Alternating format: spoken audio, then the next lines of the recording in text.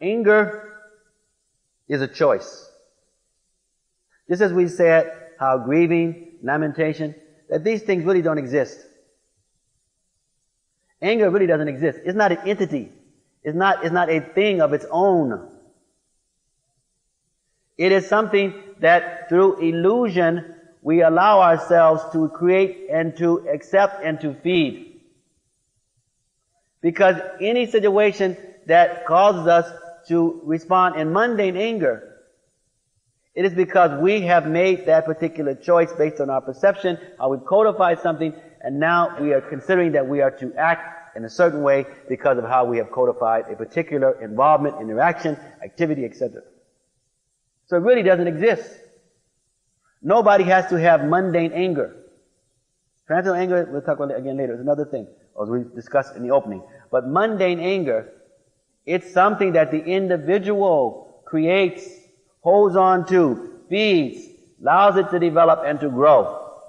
And it may have then its physical, psychological, social, and spiritual disturbances.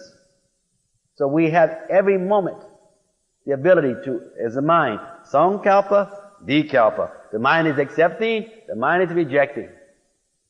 According to our desire or the intensity of the spiritual greed will determine how the mind is able to reject that which is unhealthy, or whether the mind will play into that which is unhealthy and accept. Sankalpa, vikalpa. It's just that simple but that complex.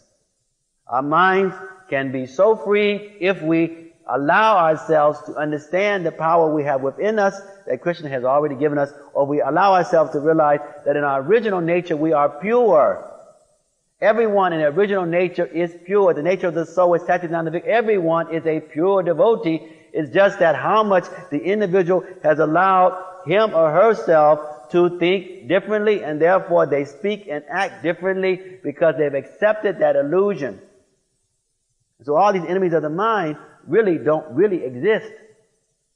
But we have allowed ourselves to consider that they are very dominant and that they have real life, and therefore we feed them and we create a whole arena and involvement and paradigms based on such.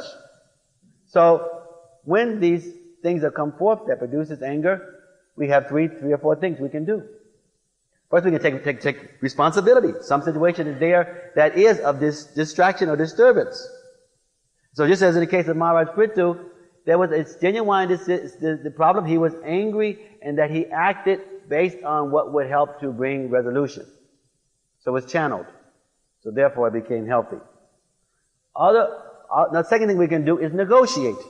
That we have open communication based on something that is a distraction, disturbance, and as sadhus are supposed to be the well-wishers of others, we see each other as Prabhu. Paradukha, Dukhi, Kripa, and Buddhi, we have to feel the misery of someone, feel the happiness that one is experiencing, feel the inconvenience or the complications that another person is experiencing in their life. We're to take it on as if it is happening to ourselves. Therefore, we can engage in some discourse, negotiation, some strategizing, or we may choose to separate from the environment, from the situation. One, this is healthy, can be in some cases healthy activity, where one is not feeding the mundane anger and then responding improperly, but a matter of proper responsibility, taking proper negotiation, separation.